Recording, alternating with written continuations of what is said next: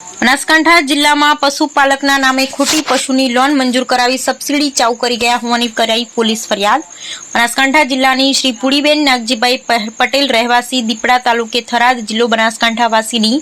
CRPC કલમ 156(3) મુજબ દાખલ કરવા હુકમ કરતા તે એવી રીતે કે આ કામના આરોપી નંબર 2 અને 3 નાઓએ આરોપી નંબર 1 સહકારી પેકના લોનની કામગીરી સંભાળતા અધિકારીઓના મેળાપીપળામાં ફરિયાદીના નામની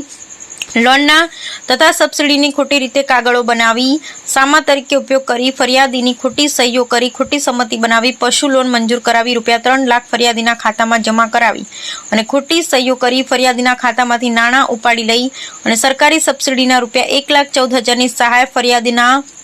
નામે ખોટી રીતે મેળવી થઈ ગુનો કરવામાં એકબીજાએ મદદગારી કરી ગુનો કર્યા વગેરે બાબતનો થરાદ પોલીસમાં ગુનો દાખલ કરવામાં આવ્યો છે। જો કે બનાસકાંઠા જિલ્લાની ધી સેવા સહકારી મંડળીઓ દ્વારા જેટલા પણ સબસિડીવાળા કેસો છે તેની તપાસ કરવામાં આવે તો દૂધનું દૂધ અને પાણીનું પાણી બહાર આવે તેવું છે તેવું જાગૃત નાગરિકોનું મંતવ્ય। Bureau report Ramjibhai Raygur, crime patrolling news bureau, Banaskantha.